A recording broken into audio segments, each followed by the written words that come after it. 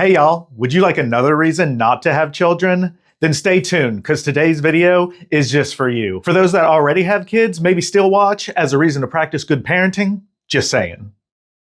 Hey y'all, welcome to The Real Value. Today's video is over the 2008 psychological horror thriller Eden Lake. Eden Lake is a nail-biting survival thriller that'll keep you on edge throughout its entire run. Eden Lake delivers big time. The intense horror film follows a couple on a romantic getaway to a scenic lakeside paradise, but what starts as a peaceful escape quickly spirals into a heart-pounding fight for survival when they cross paths with a group of unruly teenagers. The worst thing in the universe. Unruly teenagers and preteens. I don't know who's worse out of that bunch. I want to say the teenagers, but maybe the preteens. Packed with suspense, shocking moments, and a raw, relentless atmosphere, Eden Lake isn't just about scares. It's about the unsettling tension between civility and chaos. If you love gritty, high-stake thrillers that leave you questioning human nature, this one might be for you. If you fear children of a certain age and crave for the bullies to get theirs in an insane clown running around kind of way, well, stay till the end of this video to find out if you should see Eden Lake or not.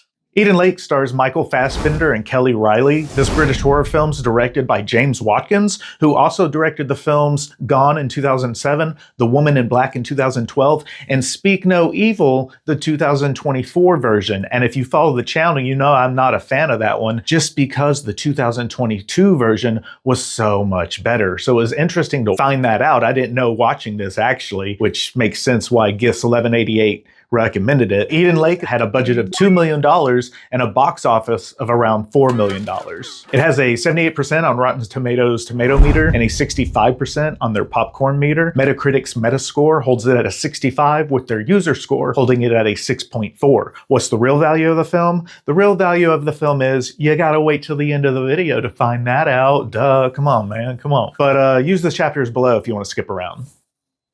Make sure to like, subscribe, and share. Blah, blah, blah. So today's video is spoiler free up until the end of the video, which I'll warn you about. But most of it I wanted to be spoiler free because I want you, the audience, to experience it for yourselves. We're going to go over a lot of the symbolism and a lot of the premises of the film. First off, I want to talk about how Eden Lake isn't just a horror movie. It's a brutal dissection of societal decay, class conflict, and humanity's darkest instincts. I'd argue that it's even a reflection of our educational systems, both here in the US and across the pond, and their declines. The only things proven to combat poverty and thus criminality and abuse, and don't hear what I'm not saying. I'm not saying that only poor people are prone to criminality. We all know that billionaires and soon-to-be trillionaires have their overwhelming shares of law-breaking. But the only thing proven to combat poverty for certain is good education.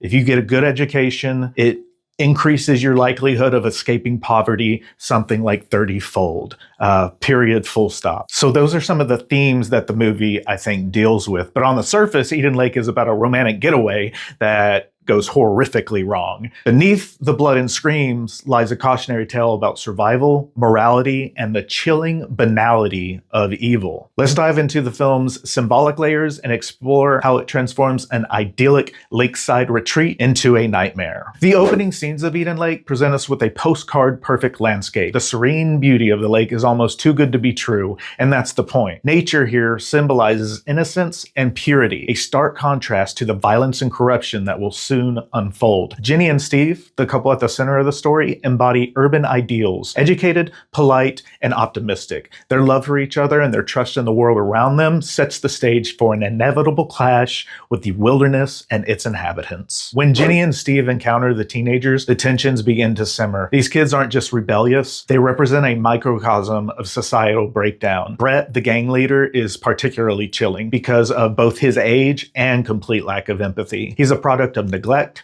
aggression, and an environment that values dominance over decency. The gang's casual destruction of property and their brazen attitudes aren't just acts of defiance, they reflect a deeper rot, a generation untethered from moral responsibility, fueled by a toxic need for power and control. As tensions escalate, the stolen car becomes more than just a plot device. It's a symbol of isolation. Without the car, Jenny and Steve are cut off from safety and the outside world, forced to confront the primal dangers of their environment. The smashed car, meanwhile, meanwhile, represents the fragile barrier between civilization and chaos, a recurring theme in Eden Lake. And yes, I got philosophical as fuck in this video. The group dynamic of the teenagers mimics that of a predator pack with Brett as their alpha. Each member has their own level of complicity, from hesitant follower to eager participant, and this hierarchy illustrates how easily morality can crumble under group pressure. The gang's use of phones to film their violence reflects a modern obsession with validation through cruelty, a damning commentary on how technology can amplify humanity's worst impulses. People will think while watching this, why would they film their atrocities? And even though it's mostly due to Brett wanting to have power over their actions in the form of blackmail, we must remember that the reason we have such historical records over things like the Holocaust, their pictures, their documents, there's video evidence, is because the Nazis themselves recorded and took these things in order to better perfect their insidious desires to rid the world of Jews and Judaism. As Steve becomes incapacitated, Jenny's role shifts from partner to protector. Her journey through the woods is both physical and symbolic. At first, she tries to hold on to her morality, avoiding violence wherever possible. But as the teenager's pursuit becomes more relentless, Jenny is forced to adapt, abandoning her own innocence to survive. Her eventual acts of self-defense mirror the gang's earlier brutality, suggesting that under extreme duress, even the most civilized person can be pushed into moral ambiguity. The forest itself plays a crucial role in Eden Lake. It's dense, disorienting, and inescapable, a fitting metaphor for the couple's descent into a world without order. The trees, once a backdrop of natural beauty, become oppressive walls, trapping Jenny and Steve in a labyrinth of despair. A vast difference from the serenity of the lake view they had at the beginning of the film. Brett's increasing violence isn't just about survival either, it's about dominance. His need to control and humiliate goes beyond the practical. It's deeply personal for him. Remember, all of this is over his dog's death, for which he blames on the couple, but it's in fact his fault entirely. He's not just a product of his environment, he thrives on it. The brutality he inflicts is a mirror of the neglect and cruelty he's likely endured, making his character both terrifying and tragic. What do we know? We know that hurt people hurt people. Okay, here comes the spoiler, so if you don't want to hear the rest of this, go watch the movie. Please come back and watch the rest of this video. Like before you leave. When Jenny escapes to what appears to be salvation, a house filled with adults, it's a moment of relief that's quickly shattered. The revelation that these adults are Brett's family isn't just a plot twist, it's a statement. Violence, cruelty, and apathy are cyclical, is passed down through generations. Jenny's screams for help fall on deaf ears, a harrowing reminder that evil isn't confined to the young. The film ends with Jenny's death, a stark rejection of the traditional final girl trope. Her survival isn't rewarded. Instead, the system protects the perpetrators, erasing her struggle. Brett's smirk in the final shot encapsulates the film's bleak thesis. Evil, when unchecked, flourishes. The title Eden Lake becomes ironic. What began as paradise ends as a symbol of humanity's failure to preserve its own decency. So Eden Lake is more than just a horror movie. In my view, it's a deeply unsettling exploration of societal fractures and the fragility of civilization. It asks us to confront uncomfortable truths about human nature, moral corruption,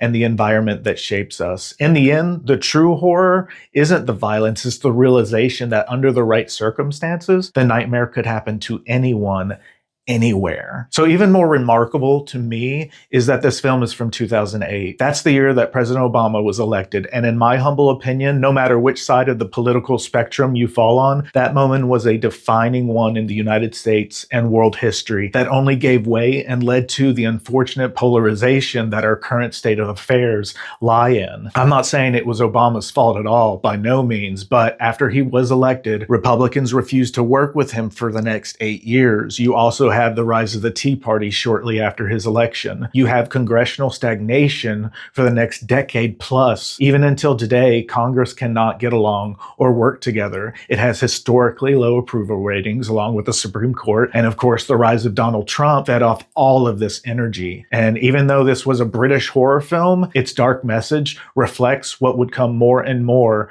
American as well. These type of horror movies sometimes are the worst to watch simply because they can can probably have and will happen. Say what you will about Freddy, Jason, Art the Clown. We know that at least in their supernatural forms, that stuff's not going to happen. Knock on all of the wood in the world. But this shit happens. And that is frightening as fuck. Before we reveal the real value of Eden Lake, I want to thank GIS1188 for bringing this movie to my attention. I am very glad I watched it and found it so much more enjoyable than the director's newest work, the 2024 version of Speak No Evil. Appreciate you looking out, GIS. So, what's the real value of 2008's Eden Lake? The real value of today's flick is that Eden Lake is real good.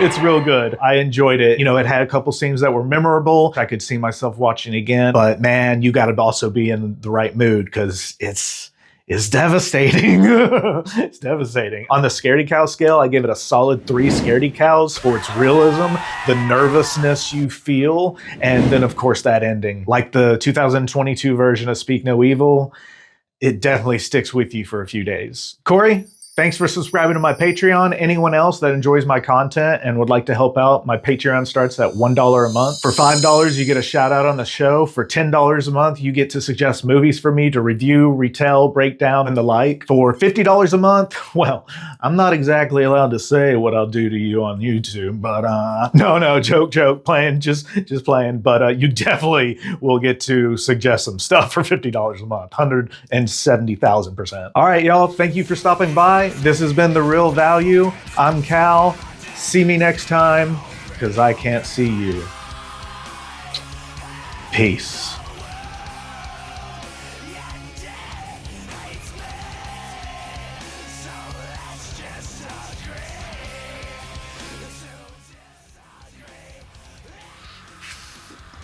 Starring Michael Fassbender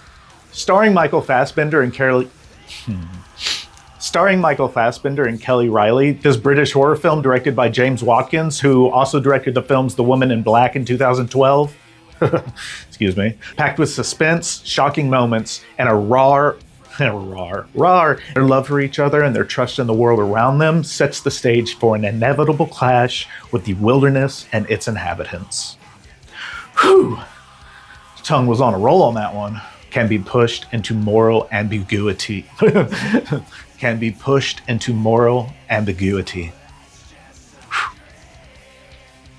But it was interesting watching, finding that out, that this was from a director of another movie who did a project that I didn't like. Man, that was a lot of dancing around to get to that. Just fucking die.